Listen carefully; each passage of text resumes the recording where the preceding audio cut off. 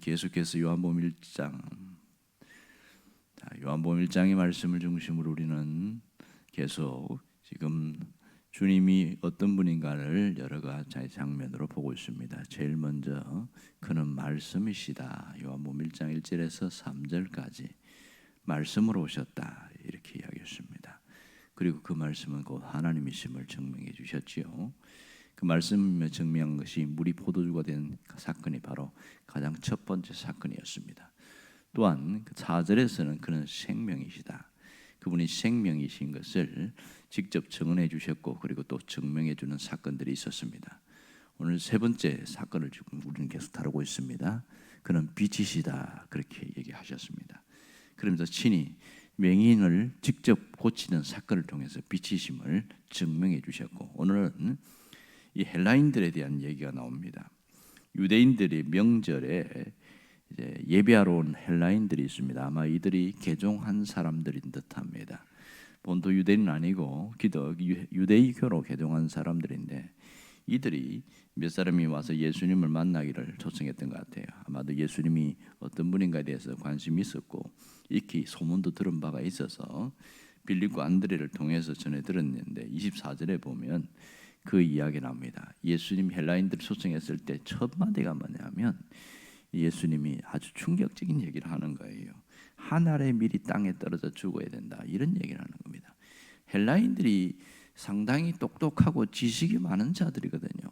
그런데 예수님이 누구신가에 대해서 알고 싶어하고 또 뭔가 진리가 있으면 믿고 싶어하는 그들에게 죽는 이야기부터 시작하고 있는 거죠. 왜 예수님이 여기 왔는데 좀 자세하게 쉽게 풀어가지 않고 좀 어렵게 풀어갈까 이런 의문점이 생깁니다.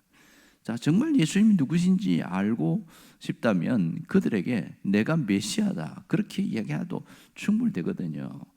요한복음 4장에 보면 수가성 여인 이야기하지 않습니까? 그 여인에게는 예수님 자신이 직접 메시아이심을 밝혔잖아요. 내가 그니라 그가 나내다 이렇게 하면서 근데 헬라인들에게는 결코 그렇게 얘기하지 않습니다. 상당히 철학적으로 어렵게 접근하고 있어요. 왜 그랬을까요? 오늘 사실은 이 본문이 20절부터 36절까지가 오늘 전체 내용의 본문인데 내용이 너무 복잡해요. 그래서 읽어도 이게 무슨 말인가 할 정도로 한 절 한 절은 이해가 되는데 전체를 이해하기는 어려움이 있습니다. 결국 무슨 얘기냐면 예수님에 대해서 알고 싶은데 그들은 자기가 갖고 있는 지식과 철학과 뭔가 이런 거 가지고 접근해 오니까 예수님이 어렵게 시작을 해버린 겁니다. 그들이 아무리 이야기해도 그들이 갖고 있는 지식이 별게 아니라는 것을 근데 결국 핵심은 정확하게 이야기하고 있어요. 자, 여기서 가장 중요한 것은 예수님이 누구신가를 밝히는데 오늘 그것이 우리가 읽은 35절과 36절입니다. 두 가지를 이야기하고 있죠. 하나는 뭐냐면 35절에 보면 예수님은 빛을 주러 오신 분이다 이렇게 이야기합니다. 빛을 주러 오신 분이다. 다시 35절 볼까요? 아직 잠시 동안 빛이 너희 중에 있으니 빛이 있을 동안에 다녀 어둠에 붙잡히지 않게 하라 이랬어요. 지금은 예수님 빛이라는 것을 드러내면서 직접 얘기하시죠. 두 번째는 뭐냐면 예수님이 빛의 아들을 삼으려고 오신 분이다 이렇게 얘기하고 있어요.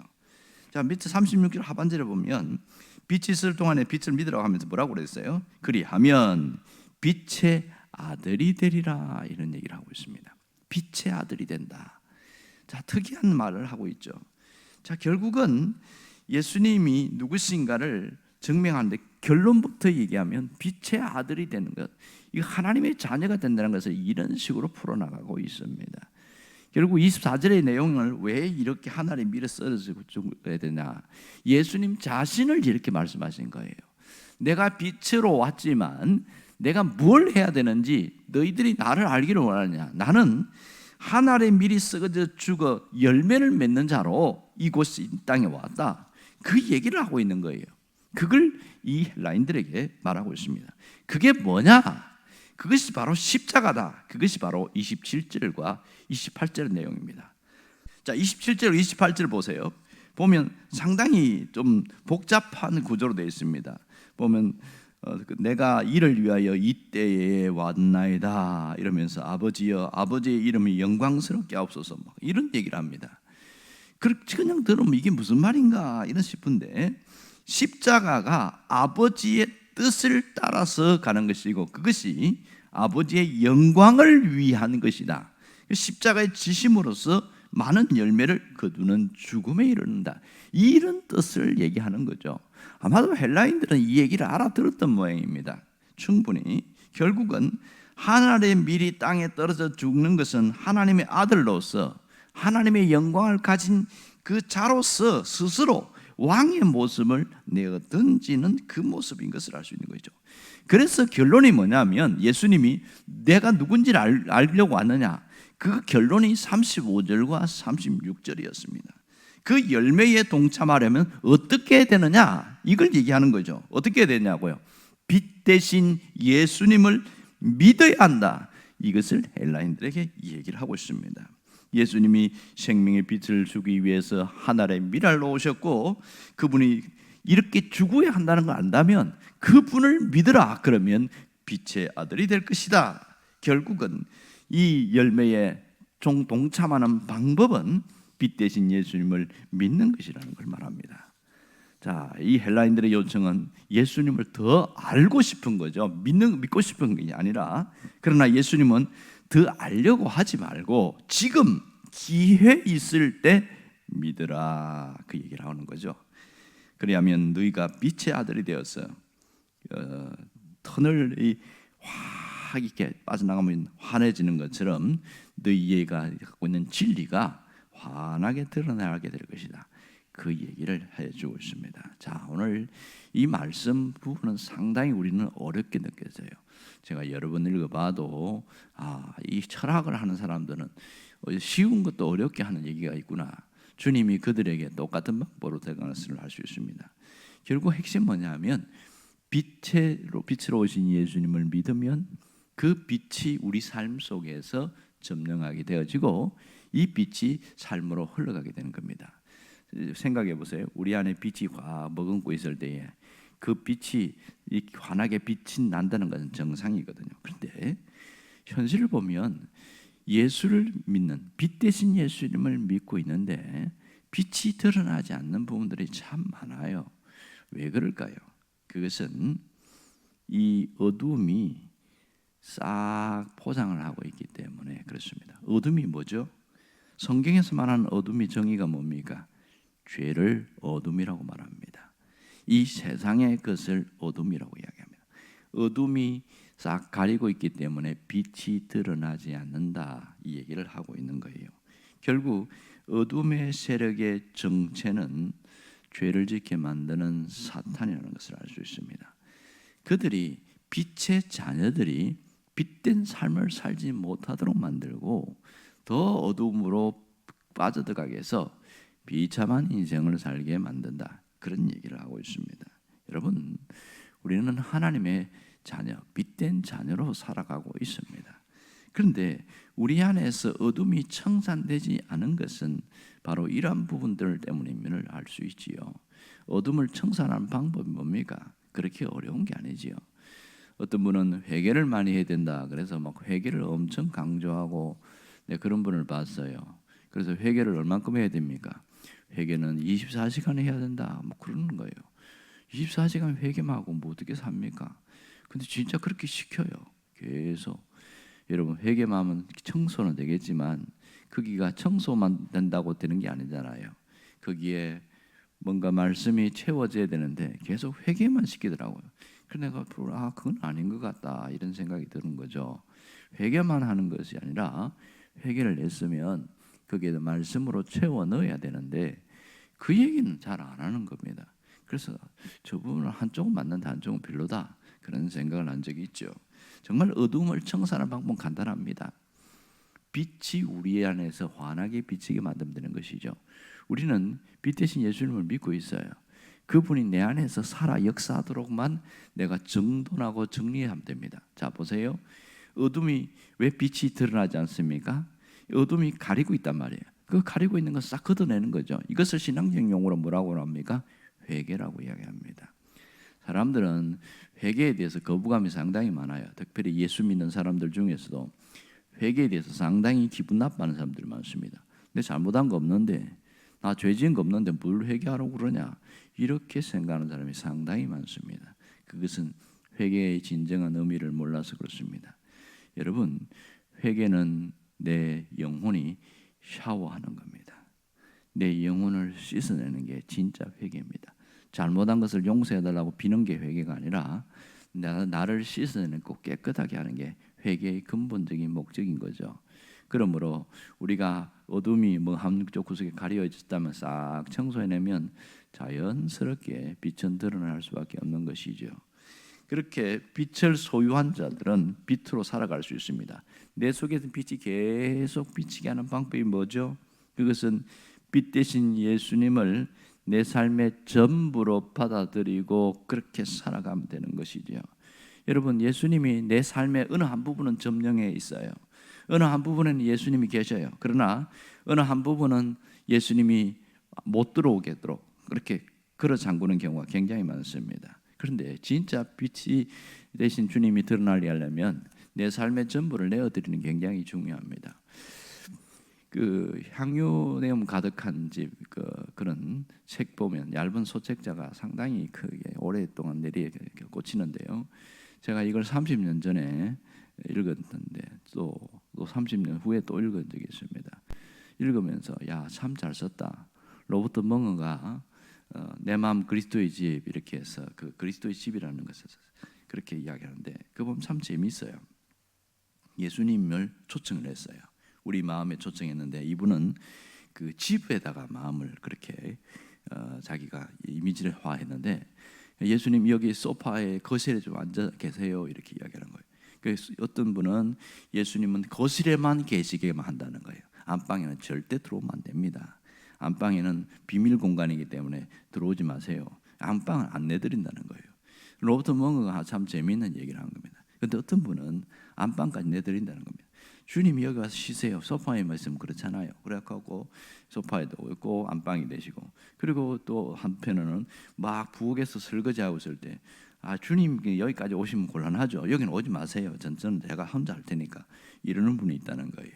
그리고 또 한편 나가니까 작업실이 있어요. 옆에 여기 열심히 일을 하고 있는데 예수님 이렇게 먼지 나고 하는데 오시면 안 됩니다. 주님은 아주 그냥 깨끗한 데만 계십시오. 이렇게 하면서 못 오게 하는 거. 그런데 로버트 멍어가 무슨 얘기하냐면 예수님이 삶의 전부를 초청하는 것은 거실에도 주님이 오게 하고 부엌에도 오게 하고 이 작업실에도 먼지 나는 작업실에도 오게 해야 된다. 그 얘기합니다. 그런데 중요한 거 마지막 하나를 이야기합니다. 비밀 금고를 이야기하는 거예요. 비밀 금고에다가 열쇠를 잠가놨는데 이거는 주님이 절대로 보면 안 됩니다. 그래서 안 내어주려고 한다는 겁니다. 이게 뭐냐? 자신이 갖고 있는 약점, 상처, 치부, 이건 안 내놓으려고 그러는 거예요. 내가 붙들고 있는 자존심, 이건 절대로 내어드릴 수 없다. 그런 분이 있다는 겁니다. 근데 그 로버트 멍어는 무슨 얘기하냐면 그것마저 주님께 내어드려야 주님이 모든 것을 책임지신다. 그 얘기하는 겁니다. 짧은 소책자 안에 아주 깊은 얘기가 많습니다. 제가 책을 읽으면서 나는 과연 그 비밀 금고까지도 다 내놓고 있는가 많이 생각을 해봤어요. 제가 30년 전에 그 책을 읽었는데 참 좋은 책이다, 이 정도의 수준이었는데 30년 후에 또 다시 보니까 아직까지 온전히 예수님께 내 자리를 내놓지 않는 부분이 있구나. 그런 것을 내가 돌이켜보고 회개하게 되죠. 주님, 이 부분은 내가 아직도 내놓지 못하고 있습니다. 목사가 됐는데도 여전히 전부를 내놓지 못하는 것을 회개합니다. 그리고 자꾸 내놓으려고 애를 쓰고 있습니다. 이게 빛된 주 예수님이 나를 통하여 역사하게 만드는 방법이라고 할 수 있겠지요. 여러분, 예수님과 함께 사는 것을 훈련하지 않은 사람은 상당히 불편합니다. 자, 인생을 자기 마음대로 드라이브하고 마음대로 운전하고 내 하고 싶은 대로 하고 살던 사람이 예수님을 믿었어요. 예수님이 주인 되신다고 그러니까 운전대를 예수님께 맡겨요. 그러면 가장 힘든 게 뭐냐면 내가 가고 싶은 대로 못 가고 내가 하고 싶은 대로 못 하고 내가 죄 지은 데도 막 옛날에 돌아다니고 했는데 못 가는 거죠. 그게 불편한 거예요. 예수님께 운전할 때도 내어드렸다가 운전 예수님 많이 피곤하시죠? 이젠 제가 운전하겠습니다. 예수님 옆에 조수석에 타세요. 제가 운전하겠습니다. 이러면서 많은 신앙인들이 이 인생의 운전대를 자기가 잡고 간다는 겁니다. 그리고 가다가 길이 이상하면 예수님 어디로 가야 되는지 빨리 알려주세요. 막 이렇게 얘기한다는 거예요. 그게 기도라는 거예요. 그렇게 살아가는 사람들 참 많더라. 그래서 인생이 자꾸 꼬이고 망가지고 어려워진다 이런 얘기하는 겁니다. 간단한 내용이지만 정말 중요합니다. 인생의 운전대를 주님 앞에 내어드리는 것, 이것은 훈련되지 않으면 불가능합니다. 제가 해보니까 그래요.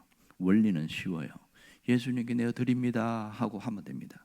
하지만 내가 훈련되지 않으니까 언제든지 내가 뺏어서 내가 운전하고 있는 경우가 참 많습니다. 여러분, 예수님과 함께 살아가는 것은 훈련되어질 때에 진짜 편안함을 느껴요. 그리고 그분을 통해 공급되어지는 것, 그분이 책임지는 삶을 통해서 누리는 그 안식과 그 모든 삶의 하나님의 인도하심, 그것은 그분은 체험한 사람만이 알 수 있는 거예요. 이게 진짜 신앙생활인데 이걸 모르는 사람은 자꾸만 예배당에 나오는 것으로 신앙생활을 다 했다고 생각하는 사람이 참 많습니다. 조금 더 나아간다면 성경 읽고 개인 경건 기도 생활하고 또 어떤 분은 성경 필사도 하고 그런 모습이 참 보기는 좋죠. 이게 전부 신앙생활이 아니라는 걸 알아야 됩니다. 그거는 신앙생활의 과정이지 실상은 예수님과 함께 살아가는 그 삶이 진짜 신앙생활인데 이걸 빼뜨리고 다른 것만 한다면 본질을 놓쳐버리게 되는 겁니다. 여러분, 빛 대신 예수님과 함께 살아갈 때에 빛의 열매가 우리 일을 통해서 드러나게 되어 있습니다. 여러분, 신앙생활 너무 어렵게 하려고 하지 마세요. 본질을 붙들어야 됩니다. 그래서 내 인생의 운전대를 제일 먼저 주님 앞에 매번마다 내어드리는 것, 그 훈련해야 되고요. 그리고 내 마음의 집 속에 가장 소중한 부분까지도 주님 앞에 내어드리고 내가 이런 고민이 있어요. 이런 것 때문에 내가 창피합니다. 뭐 이러면서 자꾸 그렇게 해드리는 것이 이게 진짜 맡기는 삶입니다. 이런 삶이 반복되질 때에 에녹이 하나님과 300년 동행했던 그 삶처럼 노아가 하나님과 동행했던 삶처럼 엘리야가 사역을 하면서 하나님과 함께 사역을 했던 것들이 바로 우리의 삶이라는 것을 알 수 있지요. 그것이 어려운 게 아니라 일상입니다. 그러나 내 생각과 의식 속에 늘 주님이 항상 이 나를 이끌고 가고 있는 것, 그것이 내 삶이 붙들고 있을 때에 삶이 즐거워지는 거죠. 그런 동안에 기도가 있고 찬양이 있고 또 말씀이 있고 그럴 때 그 삶을 누리게 되어지는 거예요. 이게 본질과 함께 같이 갈 때 행복해지는 겁니다. 그게 아니면요, 어떤 분은 40일 금식 기도한 것을 명함에다가 적어갖고 생긴다고 40일 금식 기도 2번 이렇게 쓰더라고. 깜짝 놀랐어요. 그게 뭐예요? 그게 무슨 스펙입니까? 뭡니까? 나는 백독을 성경 백독했다고 그러고 이게 무슨 자랑거리예요? 이건 본질을 놓치는 사람들이 갖고 있는 안타까움이지요. 자꾸 자기가 뭔가 한 것을 드러내려고 하는 이런 일들이 왜 생깁니까? 정말 주님과 함께 살아가는 그 모습을 잃어버리기 때문에 그렇습니다. 여러분, 빛 대신 주님이 우리 삶의 유일한 소망입니다. 그분이 나의 전부가 되게 하기를 바랍니다. 이렇게 경건에 매일 아침 와서 기도하고 하는 것은 그 부분에 대한 하나의 훈련이 될 수 있는 것이죠. 여러분, 오늘 빛 대신 주님을 통해서 내 삶이 재조명되기를 원합니다. 놀라운 것은 과거가 재조명돼요. 내 안에 빛이 들어오잖아요. 내 과거에 치부, 어두움이 많아요. 아픔이 많아요. 그런데 그것이 재조명되어지면 그것이 결코 치부가 아니고 드러내도 아무런 문제가 되지 않습니다. 빛 대신 주님이 내 삶을 재조명하게 되면 미래가 환하게 열려 있습니다. 왜요? 그분이 끌고 나가실 거니까. 이게 신앙생활의 본질입니다. 여러분이 이 본질을 놓칠 수 없기를 간절히 바랍니다. 기도하겠습니다.